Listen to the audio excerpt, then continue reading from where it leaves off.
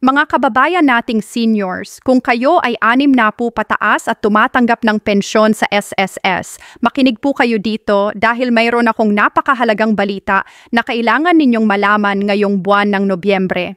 Hindi ito biro, mga mamsir, dahil ang mga pagbabagong ito ay direktang makakaapekto sa inyong bulsa, sa inyong buhay araw-araw at sa hinaharap ng inyong pamilya. Alam ko po na marami sa inyo ay mahirap na ang buhay, mataas na ang presyo ng bigas, gamot, kuryente, at lahat ng pangangailangan. Kaya naman ang balitang ito ay talagang nagdadala ng pag-asa para sa ating mga kababayan na matagal nang naghihintay ng tulong mula sa gobyerno. Ngayong taon na ito, simula pa noong Setyembre, nagsimula na ang pinakamalaking pension increase sa buong kasaysayan ng SSS, isang 33% pagtaas na pahahatiin sa loob ng 3 taon. Kung ikaw ay retirement pensioner or disability pensioner, makakakuha ka ng 10% increase kada taon at kung ikaw naman ay survivor pensioner, makakakuha ka ng 5% increase. Pero tandaan ninyo, hindi lang yan ang mahahalagang bagay na dapat ninyong malaman dahil mayroon pang ibang mga detalye at tips na makakatulong sa inyo para makuha ang buo ninyong benepisyo at hindi kayo maiiwan. Kaya naman hayaan ninyong ipaliwanag ko sa inyo ng maayos para sa mga may edad na katulad ninyo na nangangailangan ng simpleng explanation kung ano ba talaga ang nangyayari sa inyong pensyon ngayong taon. Simula pa noong Setyembre 2025, nag-implement na ang SSS ng Pension Reform Program na ito at ito ay aprobado ng Social Security Commission noong July 11, 2025. Ang ibig sabihin nito, lahat ng pensioners na registered na bago pa mag-August 31, 2025 ay automatic na makakakuha ng increase na ito. Walang kailangang i-file na application, walang kailangang puntahan na SSS office dahil automatic ang lahat. Pero alam ninyo, maraming pensioners ang hindi alam kung magkano ba talaga ang nadagdag sa kanilang pensyon, kung kailan ba talaga dumating ang increase, at paano ba nila ma-verify kung tama ang natatanggap nilang halaga. Kaya naman dito tayo magtutuon ng pansin para hindi kayo naloloko o napapalampas ng mga benepisyo na para sa inyo talaga. Una sa lahat, intindihin natin kung magkano ba talaga ang average pension ng mga Pilipino bago pa man dumating ang increase na ito. Ayon sa datos ng SSS, ang average monthly pension ng mga retirement pensioners age 60 to 89 bago pa man ang reform ay umabot sa 4,923 piso kada buwan. Ngayon, isipin ninyo yan, 4,923 piso lang para sa isang buwan. Paano ba naman yan sasapat sa presyo ng bilihin ngayon, di ba? Kaya naman, napakalaking tulong talaga ng pension increase na ito. Sa loob ng 3 taon, mula 2025 hanggang 2027, ang average pension na yan ay tataas hanggang 6,548 piso na nangangahulugang may additional na 1,625 piso kada buwan. Pag tiningnan ninyo yan sa loob ng 3 taon, ang total additional money na matatanggap ninyo ay umabot na sa 41,145 piso. Isipin ninyo yan, 41,000 piso na dagdag sa loob lang ng 3 taon, malaking bagay yan lalo na para sa mga walang ibang pinagkakakitaan. Pero huwag kayong magpakampante dahil may mga detalye pa tayong kailangan pag-usapan. Ang pension increase na ito ay hindi isang beses lang na bigayan, kundi 3 taon na paulit-ulit na increase kada Setyembre. Ibig sabihin, noong Setyembre 2025, nakuha na ninyo ang unang batch ng increase na 10% para sa retirement at disability pensioners at 5% para sa survivor pensioners. Pagdating ng Setyembre 2026, magkakaroon ulit ng another increase na same percentage at sa Setyembre 2027, doon na matatapos ang 3-year program na yan. Ang ganda dito, ang SSS ay nag-announce na walang increase sa contributions na kailangan bayaran ng mga active members Kaya naman ang increase na ito ay talagang pure benepisyo para sa ating mga pensioners na walang kapalit. Pero may catch dito na kailangan ninyong malaman dahil ang fund life ng SSS ay medyo bumaba from 2,053 to 2,049, pero sinabi naman ng SSS na financially sound pa rin ang fund at gagawa sila ng paraan para bumalik ulit sa 2,053 through improved collection and coverage expansion. Ngayon, pag-usapan naman natin ang mga praktikal na bagay na kailangan ninyong gawin para siguraduhing walang problema sa inyong pensyon. Una, dapat laging updated ang inyong bank account sa SSS. Maraming pensioners ang nakakaranas ng delay sa payout dahil outdated ang information nila o kaya hindi enrolled ang kanilang disbursement account. Kaya naman, mag-login kayo sa inyong My SSS account online or kung hindi kayo marunong gumamit ng computer, puntahan ninyo ang nearest SSS branch at i-update ang inyong impormasyon. Ang pension ninyo ay dinideposit directly sa inyong UMID card enrolled as ATM o kaya sa bank account na nakaregister ninyo through the Disbursement Account Enrollment Module. Kung wala kayong naka-enroll na account, mag-enroll kayo ngayon na para walang problema sa pagtanggap ng inyong pension. Maraming matatanda ang nahihirapan dito, kaya kung kailangan ninyo ng tulong, dalhin ninyo ang inyong apo o anak sa SSS office para tulungan kayong mag-enroll. Isa pang mahalagang bagay na dapat ninyong tandaan ay ang Annual Confirmation of Pensioners Program o ACOP. Ito ay isang requirement na dapat gawin ng lahat ng pensioners para ma-verify na buhay pa kayo at dapat pa kayong makatanggap ng pensyon. Ang problema dito, maraming seniors lalo na ang mga 80 taong gulang pataas ay nahihirapan mag-comply dahil sa mobility issues o hindi nila alam kung paano gawin. Pero mayroong magandang balita dito dahil ang SSS ay nag-announce na sila na mismo ang gagawa ng home visits para sa mga pensioners na mahirap lumabas ng bahay. Ito ay malaking relief para sa mga matatanda na may sakit o kaya ay wala ng lakas para pumunta sa SSS office. Pero kahit ganon, dapat pa rin kayong mag-prepare ng requirements ninyo para pag dumating ang SSS personnel, handa na kayo. Kung hindi kayo mag-comply sa A-SHOP, ang pension ninyo ay maaaring masuspend temporarily. Kaya naman very important na hindi ninyo yan pabayaan. Ngayon, pag-usapan naman natin ang mga additional benefits at programs na available para sa inyo. Una, mayroong SSS Pension Loan na available para sa mga pensioners na nangangailangan ng extra cash. Ang ganda dito, bumaba na ang interest rate ng SSS loans from 10% to 7% per annum for calamity loans at ine-evaluate pa rin nila kung paano babaan ang interest rate ng salary loans. Kung kailangan ninyo ng emergency fund, pwede kayong mag-apply ng loan directly through My SSS portal o kaya sa SSS branch. Ang repayment ay automatic nakakaltas sa inyong monthly pension, kaya naman hindi na kayo mag-aalala na makalimutan bayaran. Pero tandaan ninyo, kung may unpaid loans kayo na short-term member loans, ito ay automatic nakakaltas sa inyong retirement benefit pag nag-claim kayo.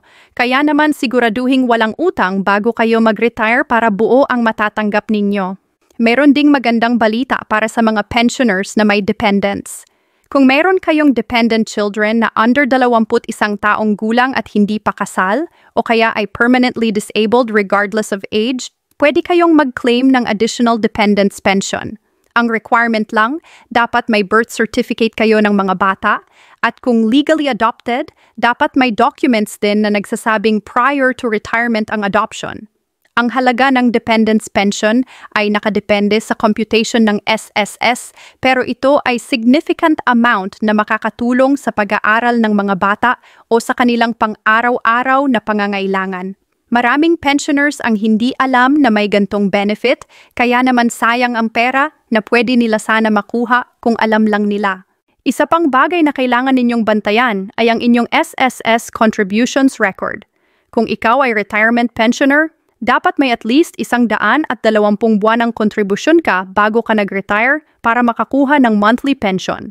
Kung kulang ka sa 120 buwan, ang matatanggap mo lang ay lump sum payment equivalent to your total contributions plus interest, na mas maliit compared sa lifetime monthly pension.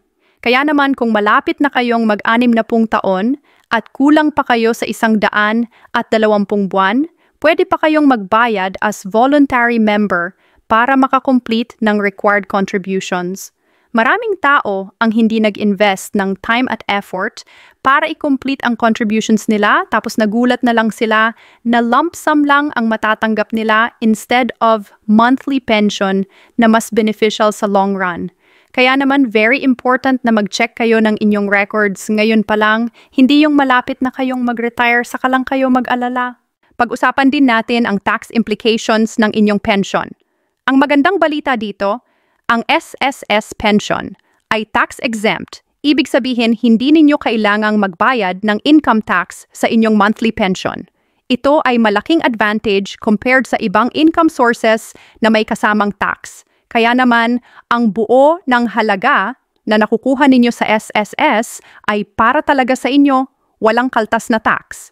Pero kung meron kayong ibang income sources aside from SSS pension, like business income or rental income, yun ay taxable pa rin ayon sa Bureau of Internal Revenue.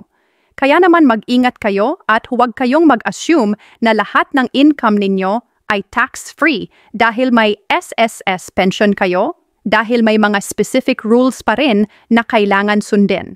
Mayroon ding bagong launched na My SSS card na ginawa para sa mas mabilis na services para sa pensioners at members.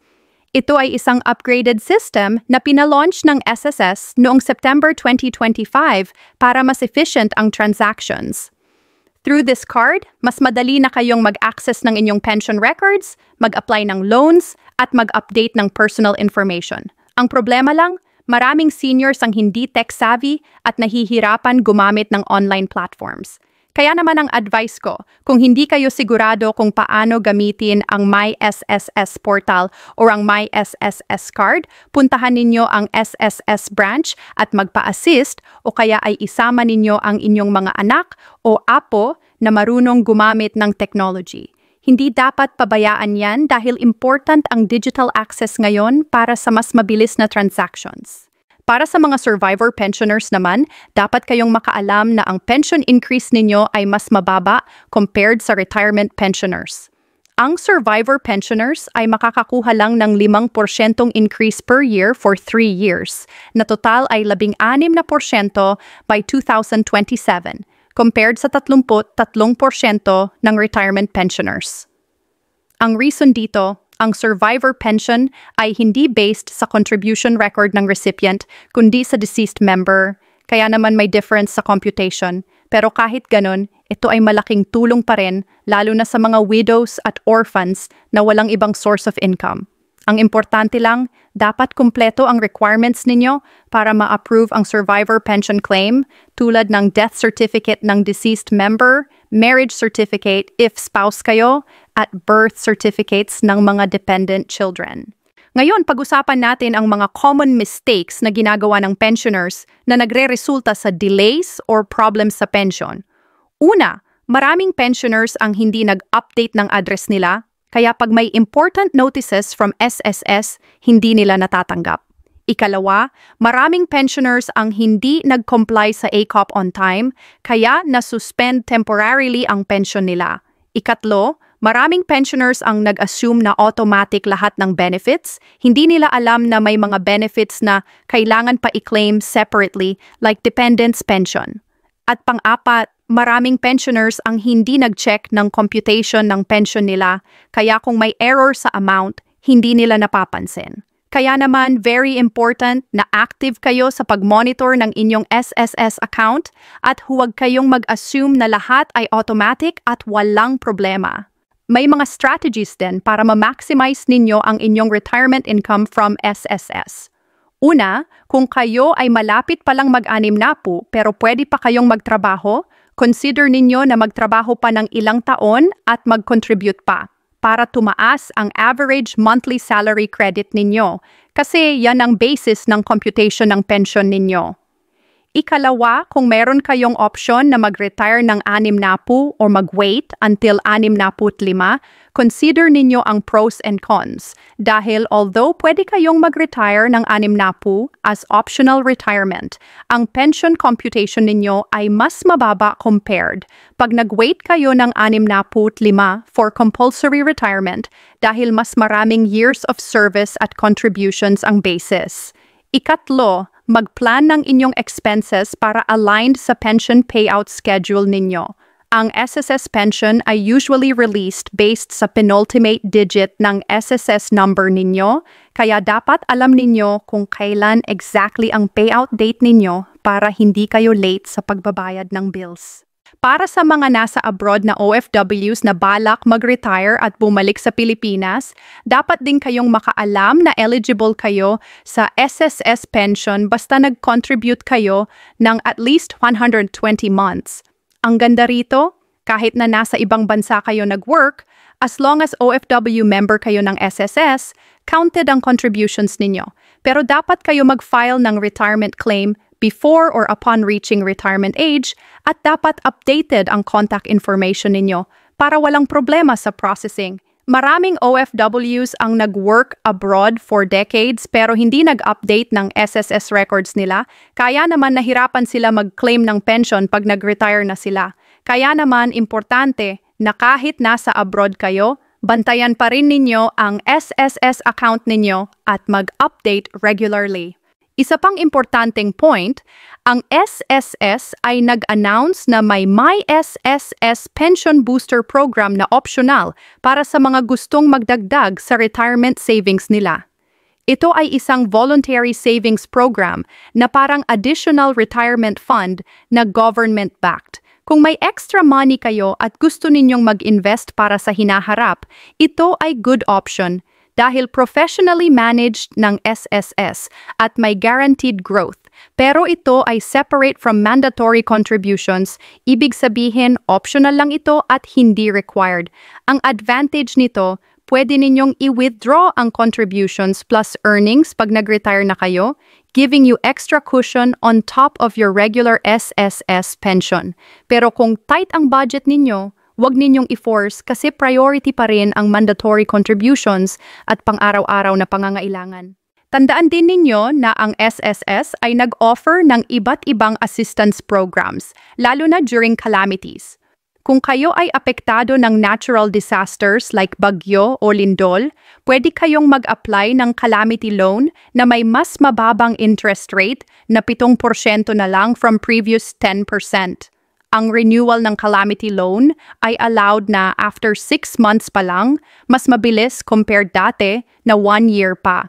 At ang activation process ay mas streamlined na para mas mabilis kayo makakuha ng financial assistance pag may emergency.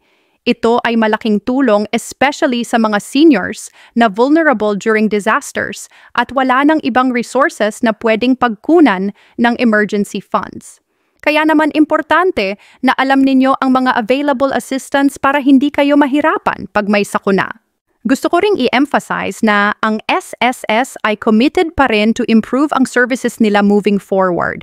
Bukod sa pension increase, nag-invest din sila sa modernization ng systems nila para mas efficient ang transactions. May upgraded online services, faster claims processing, at enhanced customer service.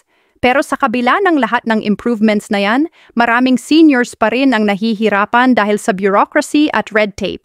Kaya naman ang advice ko, kung magfa-file kayo ng claims o mag-u-update ng information, dalhin ninyo lahat ng required documents in complete set para hindi kayo paulit-ulit bumalik. Mag-prepare din kayo ng photocopies at original documents para pag nandun na kayo sa SSS office, walang kulang. At kung possible, pumunta ng early morning para hindi masyadong maraming tao at hindi masyadong mainit. Sa mga may hearing problems or vision problems na seniors, huwag kayong mahiyang magtanong at mag-clarify sa SSS staff kung hindi ninyo naintindihan ang instructions. Karapatan ninyo na maintindihan ang proseso at hindi kayo dapat paasahin ng mga empleyado. Kung may nakatagpo kayong staff na hindi helpful or rude, pwede kayong mag-report sa management or mag-file ng complaint through SSS hotline na 1455 or through email na usaptayo@ss.gov.ph. Hindi dapat tolerable ang poor service lalo na para sa senior citizens na may special needs at dapat bigyan ng consideration. Kaya naman, huwag kayong matakot na magsalita at mag-assert ng rights ninyo as pensioners. At sa lahat ng ito, ang pinakamahalaga, huwag kayong magpapaniwala sa mga scammers o fixers na nag-aalok ng easy way to process SSS claims. Maraming masasamang loob na nag-take advantage sa mga seniors na hindi tech-savvy o hindi alam ang proseso. Ang SSS services ay libre, walang bayad na dapat ibigay sa mga tao na nag-claim na tutulong sa inyo. Lahat ng transactions ay pwedeng gawin directly sa SSS office or through My SSS portal, walang kailangang middleman. Kaya naman mag-ingat kayo at huwag kayong magbigay ng personal information or pera sa mga taong hindi ninyo kilala o hindi authorized SSS personnel. Sa pagtatapos, ang pension reform ng SSS na nagsimula ngayong Setyembre 2025 ay talagang malaking tulong para sa 3.8 milyon pensioners sa buong Pilipinas. Ang 33% pagtaas para sa retirement at disability pensioners at 16% para sa survivor pensioners sa loob ng 3 taon ay significant amount na makakatulong sa pang-araw-araw na gastusin lalo na sa panahon ng mataas na presyo ng bilihin. Pero ang pension increase lang ay hindi sapat. Dapat active din kayo sa pag-monitor ng inyong account, pag-update ng information, at pag-take advantage sa lahat ng available benefits at programs ng SSS. Remember, ito ay karapatan ninyo na makuha ang buo ninyong pension at benefits, kaya naman huwag kayong mahiyang magtanong, mag-follow up at mag-assert ng rights ninyo. Ang gobyerno ay nandito para tulungan kayo at ang SSS ay committed to serve kayo as pensioners who contributed to this country for so many years. Kaya naman, be proactive, stay informed, at huwag kayong magpabaya sa inyong retirement benefits. Maraming salamat sa pakikinig at sana nakatulong ang information na ito sa inyo. Mag-ingat po kayo at God bless.